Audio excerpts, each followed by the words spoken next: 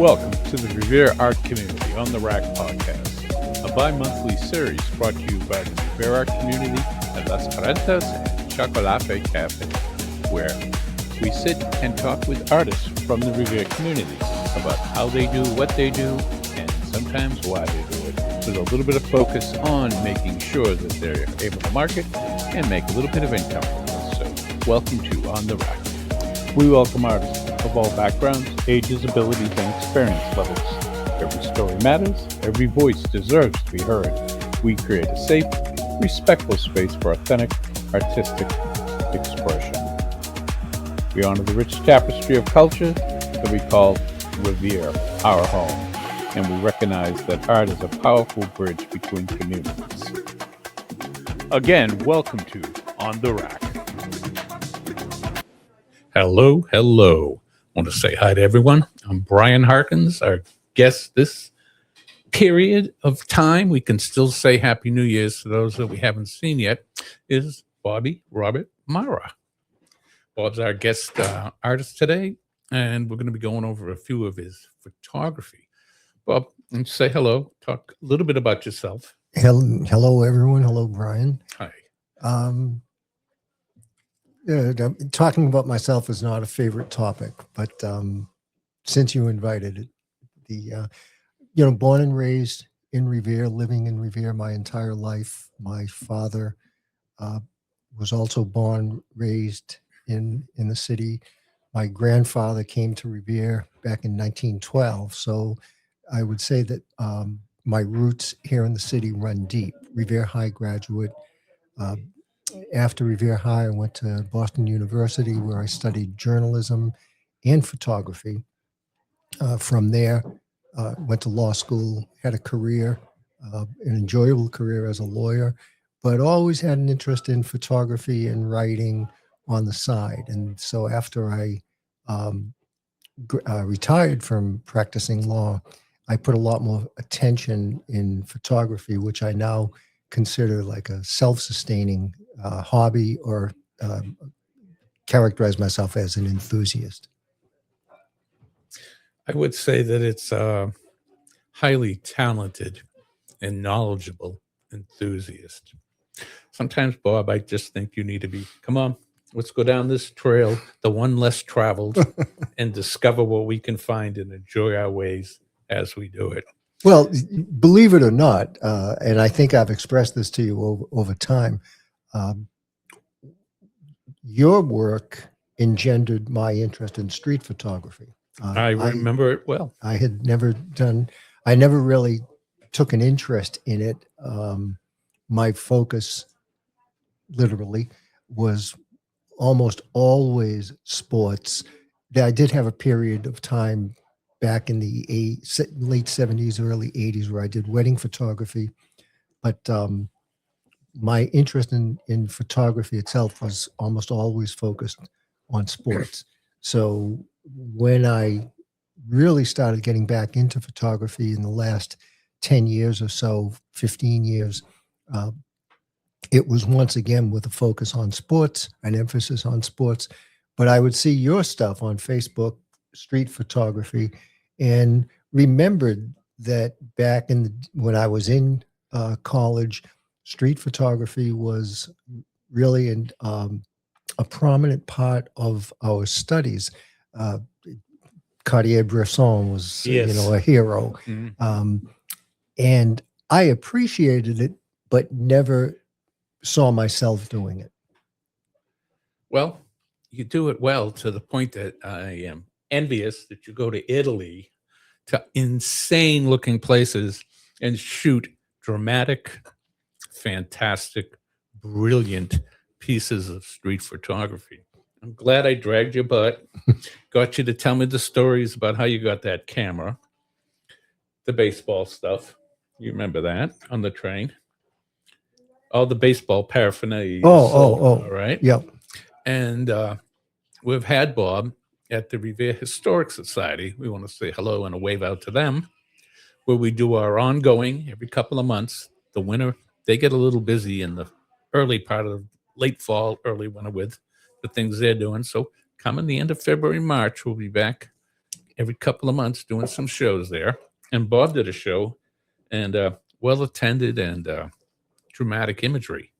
What I'd like to ask you is, when you take in, you get where you want to be with the location, and you've got your composition and all that. And street photography, wildlife photography that you do very well, and especially sports photography, all are in an instant.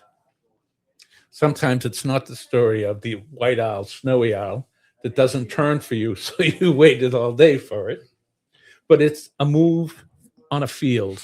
It's the instant someone walks into the shadow of the light in a position that you want to take and do that image. What goes through your mind from that? And the other part of that is, what happens if you miss it and you get a picture? Do you work with it? Lots to unpack. I would categorize sports and wildlife photography closer than I would, closer in proximity to each other than I would street photography. Why is that? I'm going to pull down the rabbit trail as we go. Yep. Sports requires technical skill with the camera and whatever equipment you're using. It also requires a quickness, both in the eye and in your own coordination. And there's a lot of anticipation in it. So your best sports photography is, in my opinion, that shows conflict, but that the photograph indicates that the photographer anticipated the conflict. Interesting. So like somebody's running with a football. Well, there he is running with the football. Might be a nice picture, but it's kind of boring. The anticipation is at some point, someone's going to impede his path. And there's going to be, my favorite word, conflict. Anticipate that, get the photograph at the moment before that conflict really occurs. With the comparison that I make in wildlife photography is, you might wait and wait and wait for a snowy owl to take flight. But you better be ready when he does, because that's like that moment just before the football impact or the hockey shot or whatever it might be. And again, technical skill comes into play because of the necessity of focusing quickly, changing from looking here to all of a sudden tracking a flying bird. Mm-hmm. Now, with street photography, would you think that any of that applies to that?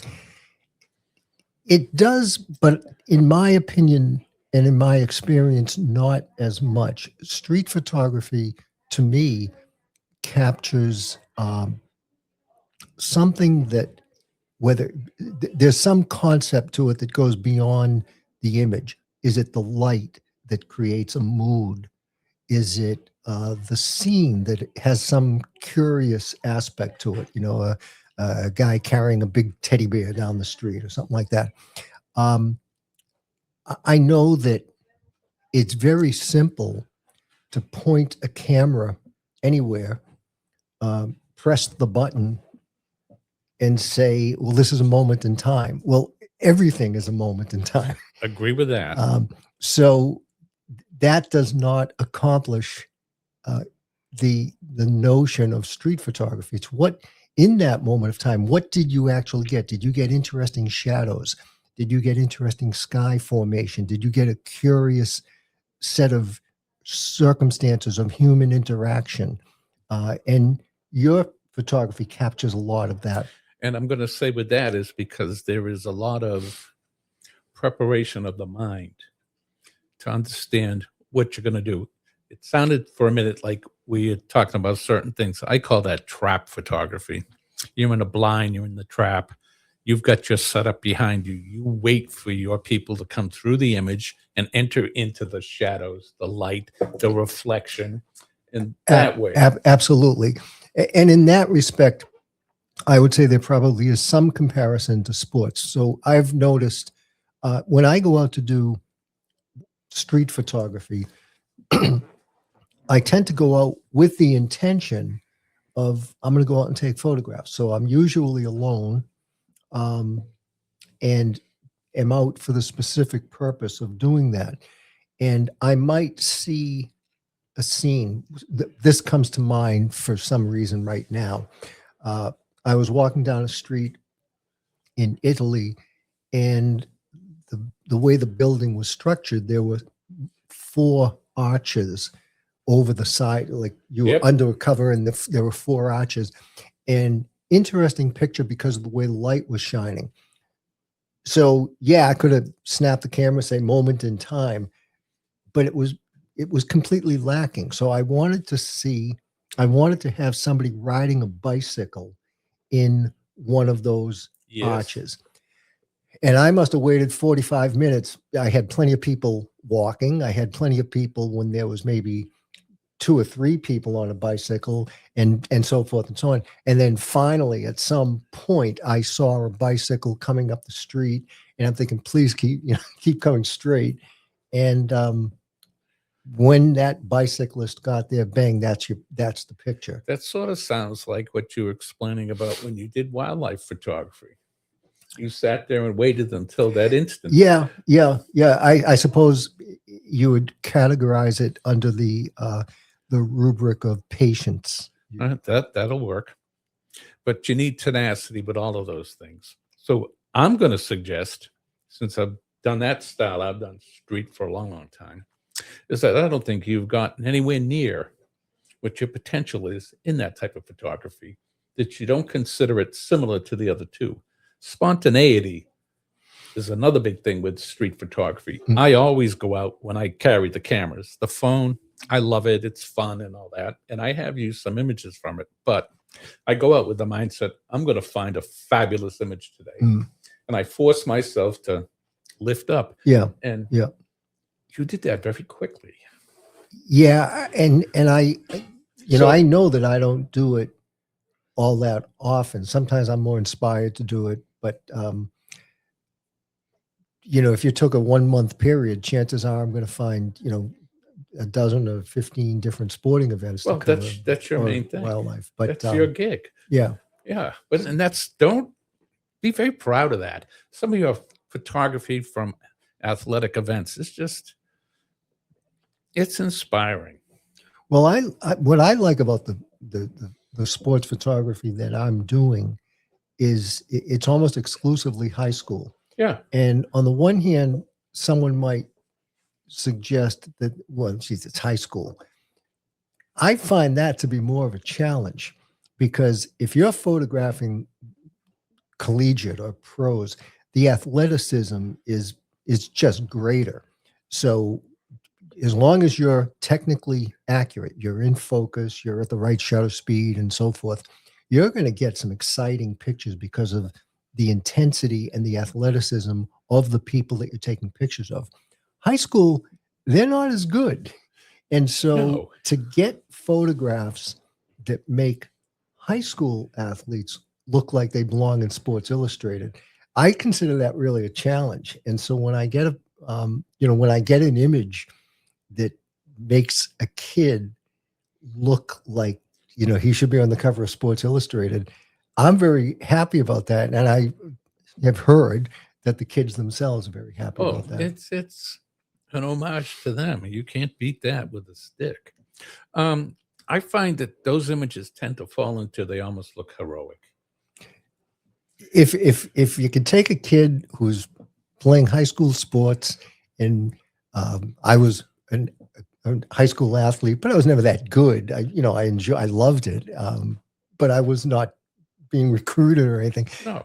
But I enjoyed it. So if I have one photograph of a game back in 1972 where I'm like reaching for a pass. Like I look like, a star. So I think when you can make a kid look or appear in a photograph, that moment of being a hero, I think it's good. Well, it's all based on emotions, and the younger part of our human race thrive on emotions. That's for sure.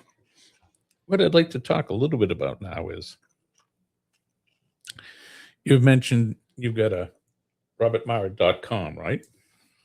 I have a Robert Marra photography.com Excuse me. Thank that you. has not been updated for about, it's got a ton of photos on it, but it's not been updated for about 2 or 3 years. All right. That's my question. Why? Yeah, my photography skills exceed my technical skills, if you will.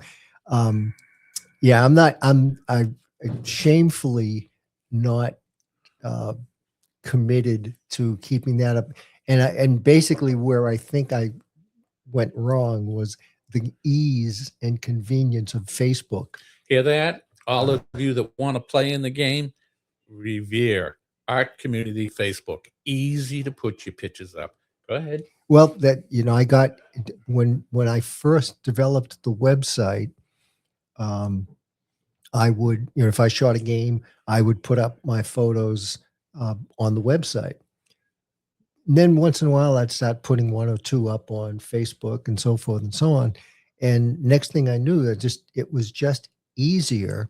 And so that's what I got in the habit of doing. So I shoot a game, like I did a basketball game last night. And when I got the photos done, a bunch of them go up on Facebook. You had a photograph of a snowy owl doing something cool up on Facebook. So then, that's being lazy, but it's also efficient. What avenues do you do to take and allow people to enjoy and indulge and purchase your photography? None. Why? When I first started a website, this goes back probably 10, 12 years now, I did have a whole purchase process set up in it, and people would buy them, mostly sports, and you always got a parent who wanted something. Yeah. I would built-in market. Parents would want, it was not uncommon for a parent to want a book that they used as a graduation present or as a Christmas present. And I just didn't stay with it, and kind of became, if you enjoy the picture, take it and enjoy it. I lost a business incentive and adopted more of a, this is pro bono, to use a legal term. Yeah, that's the lawyer you're talking. So what? And I know that what took that away from you? That ability to say, I've worked hard enough. I've developed a market for what I do, and say no. Was it other parts of your life, and or you just didn't perceive it as being worth the endeavor?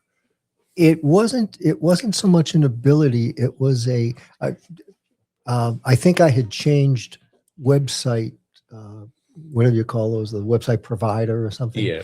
And the first one that I had was a fairly simplistic process. The second one wasn't. And, I adopted a more of, my attitude became more, I'm more interested in taking the photos, letting people see them. And if they like them, that's great. But I'm not interested in getting involved in all of the business end of it and all of the technical aspect of it that goes with that. And it's something that in some respects, I regret, not financially, to say, well, geez, I can be getting, 10 or 20 bucks for this photo. What I feel badly about is, there are photographers that earn a living doing this. And if I'm giving the stuff away, that's harming other photographers. And I've come to, I'm at peace with that, but I'm not thrilled about it. Have you ever printed any of your stuff? You mean on my own? Or, yeah. I mean, I have stuff printed. It printed. Oh yeah. Every now and then, I mean, it's not uncommon that someone will ask, can I get a print of a picture? And generally, if it's like an 8x10 or, no, you've ever printed one of your pictures like this big? Oh yeah, I've got a couple hanging in my house. What was that like when you brought that from wherever you got? Do you print? Do you print your own? No, I send the stuff I send out. We're talking away from the mic. Sorry, I just don't like that. There we go. Now I can see my pretty face. I print. There was such a rush from printing your piece, and it comes out color right and everything, and you look at it. And then there's another rush when you take and someone says, I want that. And they purchase it from you. Yeah. And 10, 12 years ago, whatever it was, that's all changed. You don't have to do a thing but digitally do it. Yeah. I have thought about that, buying the big printer that you can make a decent sized photo. I work whenever I do prints with a canvas. Backdrop? What's the word? Gleeshy printing. Oh, okay, Gleeshy. And I work with a company that does Gleeshy canvas prints, and so whenever someone might want something that's not an 8x10 print, but like a wall hanging, I work with them.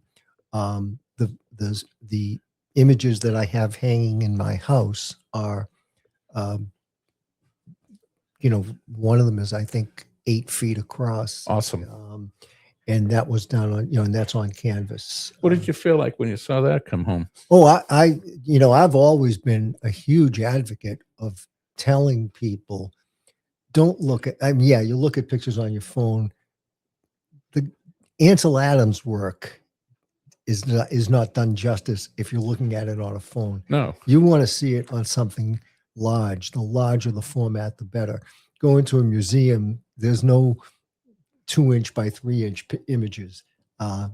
You're looking at 3 feet by 4 feet and so forth. And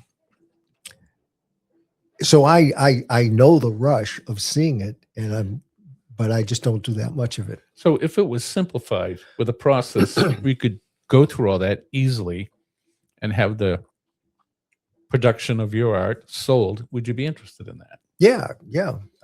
I would need to have a fire lit under me, but I think what you're doing is striking a match as we speak. Yeah, because we're building a website where hopefully artists similar to Bob, Denise, Addison, whoever else is out there, and there's a lot of you, forgive me if I don't say all your names, can take and interact with it and control what they put up and sell. We're going to work towards that.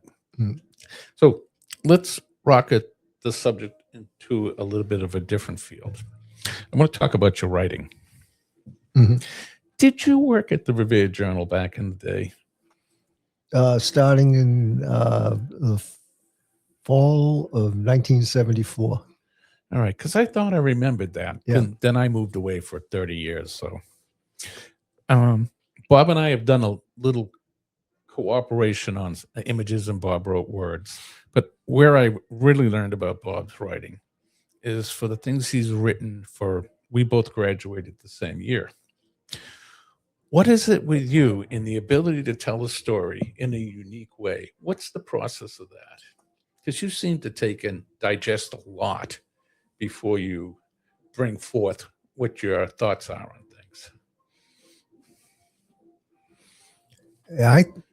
I think it's just telling the story, being clear, being, if the circumstances warrant, chronological, paying attention to details that make the story interesting, not including details that kind of take away from the story. Not terribly unlike photography. And with writing, unfortunately, I regret that I don't do as much of it because I really enjoy it. There's a lot of people who regret that, Bobby. So, but I can't blame anybody for that. It's in my control. It's his fault. Yeah. I'm sounding like I'm fanboying on you. Go ahead.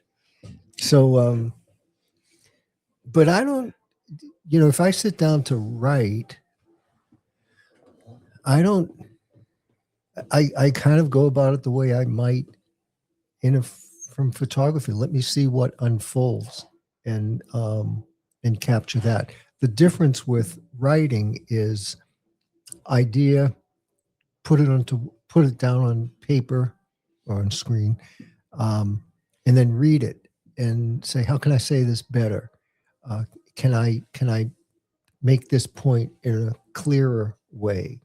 Is this too verbose? Should it be broken into 2 sentences? So photography, bang, you take the picture and there it is. And sometimes you don't get another shot at it. You know, a kid catching a football, you either got it or you didn't. With writing, you do have the opportunity to get that image that you want, but then go back and tweak it, reconstruct it, do whatever it is that's necessary, or get rid of it altogether. So you've got a definite process that fits what you're trying to do with your. I suppose concept for the I story. suppose it's one of those things where, pressed as I am now, I explain a process, but I don't go into it thinking this is the process. I got to do step 1, step 2, step 3. Well, you've incorporated that into your being of what you do when you do photography. Yeah. I mean, in photography, you head out, and before you start doing things, you're making sure that, okay, what's my lighting condition here? Yep. What's my ISO? What lens am I going to use for the particular event or image that I want to capture? And that's where we get into that notion of technique and the technical skills. It's more than just pointing the camera, pressing the button. What are you trying to get in a particular image? Why are you using a telephoto lens as opposed to a wide angle lens? And what is that going to do to the picture? So you should know, I want to get this feel. I want that compressed feel. And so I'm taking out the telephoto lens as opposed to I want the broad. So you're an in the lens, in camera production of your photography mostly. Yeah. I mean, obviously there's post-production. Let's talk about that. And now you claim that you're a neophyte in some technology things. How much do you do with post-production work with photography? I doubt there's a photograph of mine that is anywhere that hasn't gone through some post-production. What are the basic things you feel that are required to make it feel as if it isn't?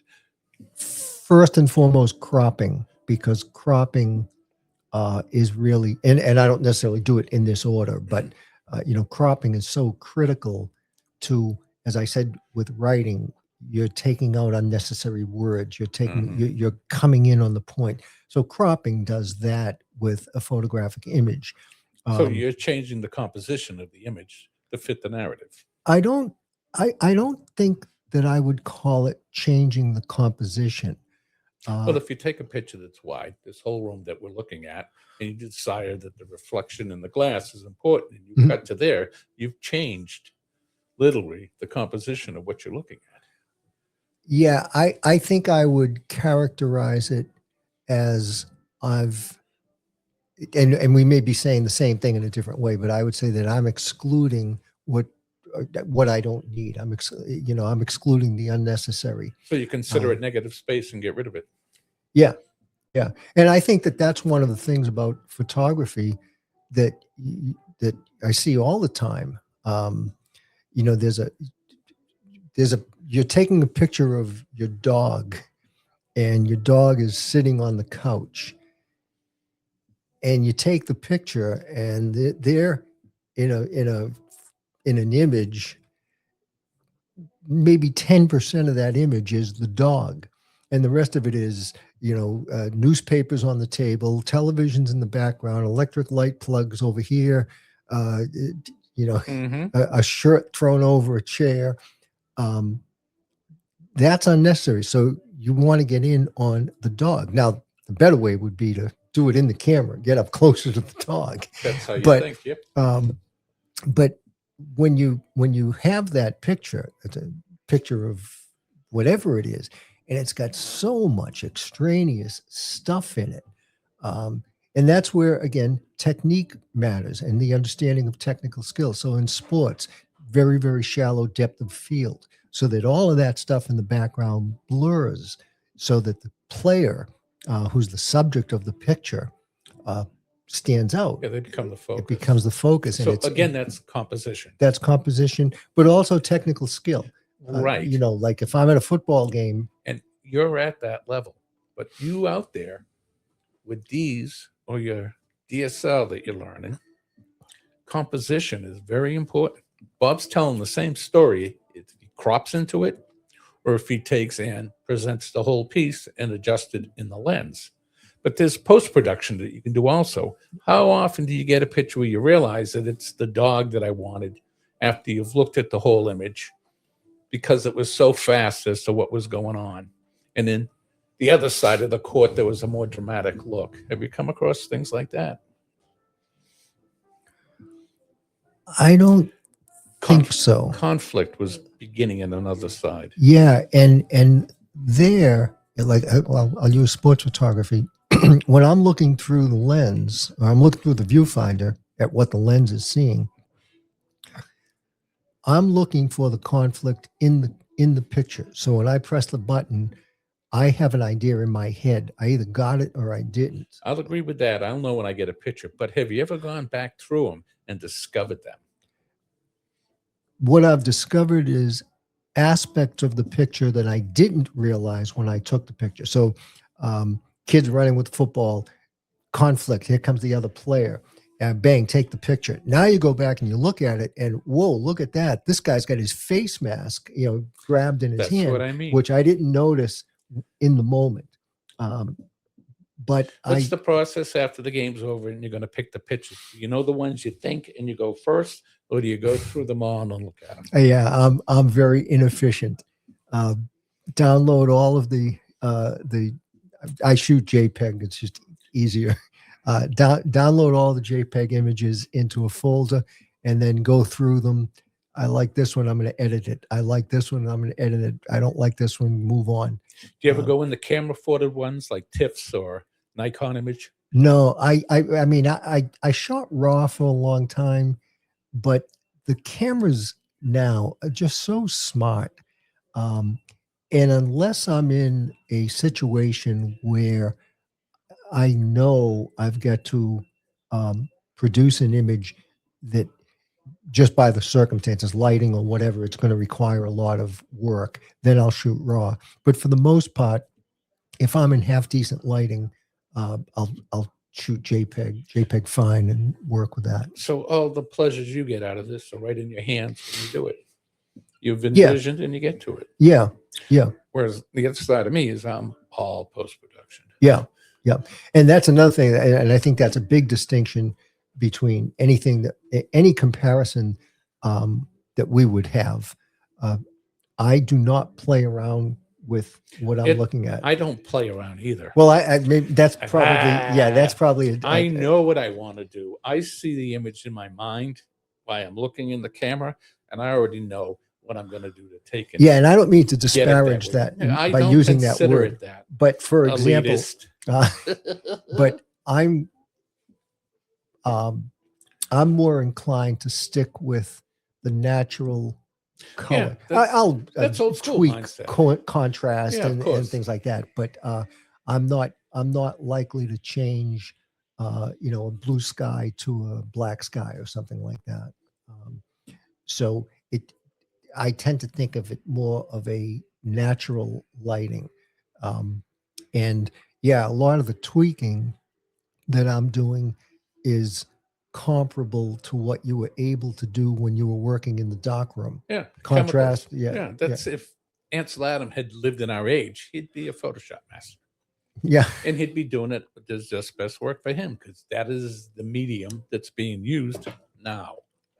And the conflict that I want to talk a little bit about, at least to me in my mind, is that medium is now taking jumps into a whole new level with the introduction of AI into photography, into video. What do you feel about that? Because some people, they write down what they want to say and AI produces the whole thing. Yeah, I am not a fan. AI has actually had a negative effect on my interest in photography and writing, because it is just seeding your skill to a program that's going to tell you what it is. So as photography has become easier and easier, what I would consider, wow, I really got a great picture, and I'm going to fix this up and, produce it, print it or something. Yeah. It has, AI has kind of taken away the satisfaction of having done that by myself. And the same thing with writing. I think writing is a particular skill. I think clear writing is a particular skill. Extremely. So when you're writing and all you're relying on is to cut and paste what some AI program says is a good way to say it, that's not No. that's not as, I always compare it to this. If I do my income taxes on TurboTax, that doesn't make me a CPA. No. That makes me a data entry operator. Yeah. And not to knock data entry operators, but don't confuse yourself with right. a CPA. And you're not proficient like they are doing that in, garbage out, and you get a tax bill. Yeah, exactly. But I don't mind the use of AI in the taking and using it as a tool to take and work and manipulate your images into the vision that you have in your mind. They're highly effective with what they can do with pixels. They've gotten that down, and the ability to change colors and go into things. And a lot of people learn it from Lightroom. I prefer the full-blown Photoshop, but you got those abilities here, and that's how you can take and make dramatic the images that you take if you do it with a mild hand. Yeah, I mean, there's a television commercial bouncing around right now. I don't even remember the product they're advertising, but it's basically, don't trust your eyes or something like that. Exactly. And it shows all of these AI created images that look starkly real. A horse jumping off a diving board into a swimming pool. They did do that in Revere with a mule. Someone taking a bite out of a cat, and it just, and all of it looks very, very real. And to me, that I don't find that appealing. I frankly don't find it creative. If you painted that's a different story. A horse jumping into a swimming pool, and this is very subjective. I'm not pretending to be an authority on it. I'm just like my opinion. But if you painted a horse jumping into a pool, there's a skill there. But if all you're doing is kind of manipulating something that doesn't exist and presenting it as if it did or does, I'm like I said, it's probably my stage of the game, and so I'm less intrigued by it. And I think that lack of intrigue about AI and its role in photography or in writing, that lack of intrigue makes me more frown upon it. Well, that just comes down to that your involvement with your how do I want to put it? How much you've taken and driven yourself into this style of art, photography, and all these different things, right to where you were a wedding photographer for a while. That's a lot of work. Yeah, that was a lot of work. It reminds me of mobile DJs. I was a club DJ, played in some big clubs in the day, but only did one or two mobile things. And I was like, God, all that work. So you understand, and you've been in it long enough, and you've developed with it, especially on the writing side and your photography side, that looking at that, I look at it like this. AIs that people say the words of what they want. It's like, the people that, always have 10 million Fred Flintstones. They have great ideas, and they talk about them, but nothing ever happens. Yeah. It's funny you mentioned wedding photography, and especially comparing it to this day and age, because I don't do it anymore. And when people ask me about it, I decline. Part of it is, I'm sort of out of step. It's changed. But when I was doing wedding photography, I was shooting with a Mamiya 645 roll of film in a cassette that went in the back of the camera, 12 images. And so you had a couple of cassettes that you kept in your bag, and I would go to a wedding. This is starting at the bride's house all the way to the final dance, with 10 rolls of film, 120 images. That's all. That was it. And Wow. so when you were getting ready for the wedding party to walk into the church, you counted ahead of time. Okay, let's say we have 1, 2, 3, 4 bridesmaids, 4 ushers. I need to have a full roll of film ready to go. And if you didn't, like if you only had say 8 frames left, you had a roll of film sitting there. And when that 12th frame was bang, you took it out and stuck it back in. And at the end of the day, you had 120 proofs from which the bride and groom would pick a dozen or 15 for their book. So as years went on, I mean, I talk to people now, and my photographer took 4,000 pictures at the wedding. When in the name of God are you going to go through 4,000? You're not going to live long enough to go through 4,000 Well, pictures. some of them take that on that they go through it real fast and cull it down to a small number. No, but when individuals, when a photographer is saying, well, here's the card of here's the card, or here's the folder, whatever it is, that has the files, and now you get a pick. The amount of time to go through that and pick and at the end of the day, of those 2,000 pictures, they're basically choosing the same dozen or 15 images that went into the traditional old-fashioned book. So I think, again, the skill was getting pictures with, it wasn't a shotgun. Like now, it's just every single thing that moves, bang, bang, bang, take a picture of it. What's the expression? Even a blind pig will find an acorn? Yeah. Or a broken watch is right twice a day. Any one of those cliches. That's for sure. So, Bob, again, website. I'll talk to you about it. No. Again, for the folks out there, please it's robertmarraphotography.com. On Facebook. Facebook, I think I always tell people just type in my name. And that works. And you're on Instagram?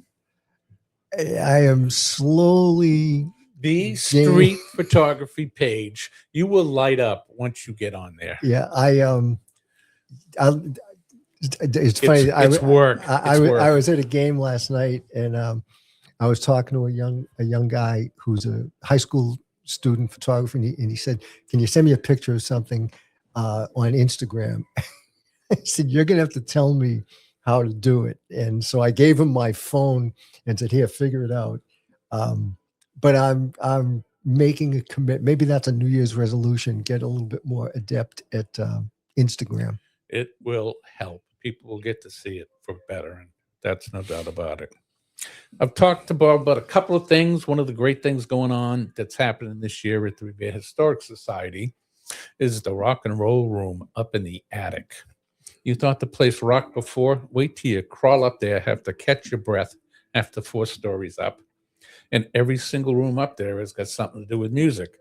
And it turns out that a lot of those artists happen to be at our age bracket, Bobby. Yeah, there are some real talent that came out of Revere that had a lot of success. Oh yeah, in the rock and roll world. They settled out in California somewhere and have done very well. And people that were local that have done stuff that we know. Yep, Vernon. I'm thinking my brother's best friend back in elementary school, Frankie Domino. Yes. Tick, Ventola. Yep. Yeah, Peter Ventola, Kerry Leppo. There's a ton of people. But we're going to be doing a podcast about that. And I did ask Bob if he'd like write a little forward or report it on the video. Mm-hmm. You could do that, right, brother? Yeah. All righty. Good. So we've got things coming up. I want to thank my guest today, Bobby Marra. And I'm going to tell you, go visit his website.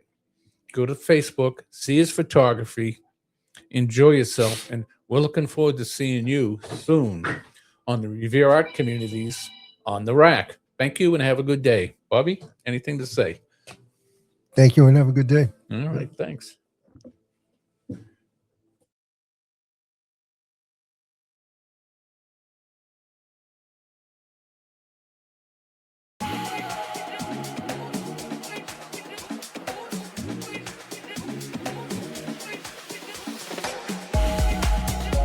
Welcome to the Revere Art Community on the RAC podcast. a bi-monthly series brought to you by the Revere art community at Las Carentas and Chocolate Cafe, where we sit and talk with artists from the Revere community about how they do what they do and sometimes why they do it, with a little bit of focus on making sure that they're able to market and make a little bit of income from this. So welcome to On the Rack. We welcome artists of all backgrounds, ages, abilities, and experience levels.